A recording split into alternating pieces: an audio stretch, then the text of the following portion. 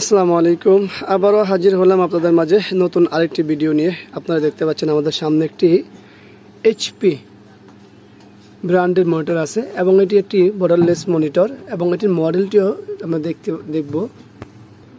মডেলটি হলো M22F।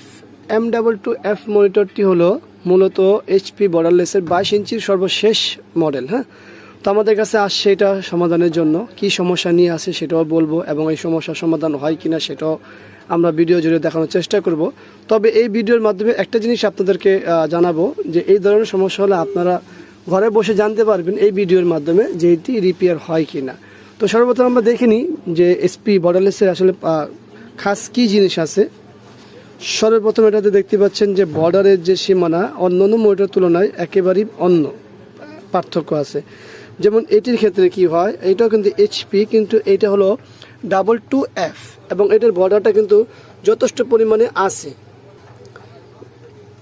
Border less হলেও বর্ডার আছে, আর এটা কিন্তু আরও স্লিম করা হয়েছে, একেবারে বর্ডার নাই বললে চলে। এটার সীমানা দেখুন এইখানে প্যানেলের সাথে সাথে আর আমরা যদি এটা সীমানা যাই দেখুন অনেকখানি। তো স্লিম করতে করতে করতে করতে এত স্লিম করা হয়েছে যা বলার বাইরে। তো আর এখানে পার্থক্য আছে আরও কিছু দেখিনি আমরা। এই যে দেখতে পাচ্ছেন এখানে একটা পার্থক্য, ডিসি পোর্টের পার্থক্য আছে। এটা হলো আমরা বলি হচ্ছে যেটাতে চার্জারটা ব্যবহার করা হয়েছে, আমরা বলি এইচপি ব্লুপিন বলে থাকি এটার অ্যাডাপ্টারের ক্ষেত্রে। কেন বলি সেটাও বলবো। আর এখানে একটা আছে বিজিএ আর একটা আছে HDMI, আর স্ট্যান্ডও অনেকটা স্লিম করা হয়েছে। সব কিছুই চেঞ্জিং আছে, কার্ডেরও চেঞ্জিং আছে, সব কিছুই চেঞ্জ। তো এটা কী সমস্যা সেটা আপনারা দেখবো। এটা আমরা পাওয়ার দিব তারপরে দেখব। আর এটা পাওয়ার দিতে হলে আমাদের এই ঠিক এরকম এমন একটা কনভার্টার লাগবে। যেহেতু আমরা এটার অরিজিনাল অ্যাডাপ্টার দিয়ে পাওয়ার দিচ্ছি না, আমরা দিব হচ্ছে আমাদের পাওয়ার সাপ্লাই দিয়ে। আর পাওয়ার সাপ্লাই দিয়ে পাওয়ার দিতে হলে এরকম একটা কনভার্টার আমাদের লাগবে। তো চলো আমরা পাওয়ার সাপ্লাই থেকে পাওয়ারটি দিই, পাওয়ার অন করি।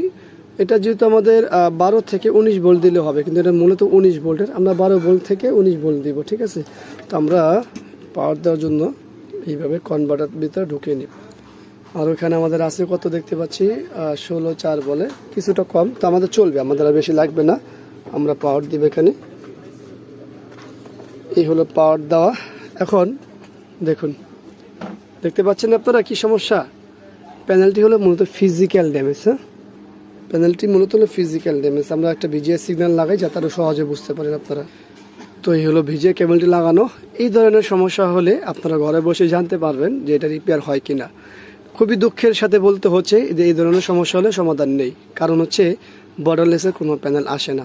এখন বর্ডারলেসে যেহেতু প্যানেল আসে না, চেঞ্জ করা সম্ভব না, আর যেহেতু চেঞ্জ করা সম্ভব না, রিপেয়ার হওয়া সম্ভব না। এখনও অনেক কথা বাকি আছে, সঙ্গে থাকুন। সেটা হলো অনেকেই আপনারা যখন প্যানেল ভেঙে যায় তখন আপনারা অনেকের সাথে যোগাযোগ করেন। অনেকে বলে যে আমার কাছে ভাই এইচপির একটা প্যানেল আছে বা একটা আপনাদেরকে প্যানেল চেঞ্জ করে দেওয়া যাবে।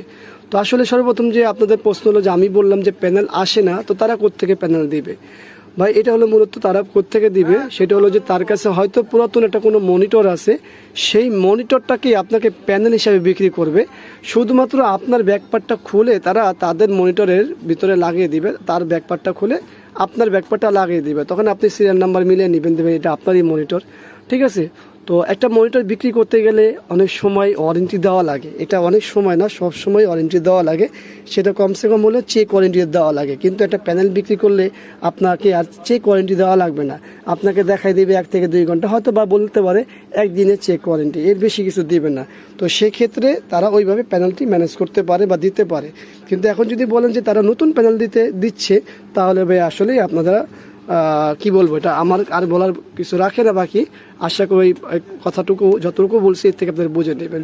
তো আশা করবো আপনারা এই ইনফরমেশনটা ক্লিয়ার হয়েছেন যে বর্ডারলেসের যে কোনো মডেল, বর্ডারলেস হলেই যে কোনো মডেল বা যে কোনো ব্র্যান্ড এবং যে কোনো মডেল বর্ডারলেস হলেই এই প্যানেলগুলো চেঞ্জ করা সম্ভব না, যেহেতু প্যানেল আসে না।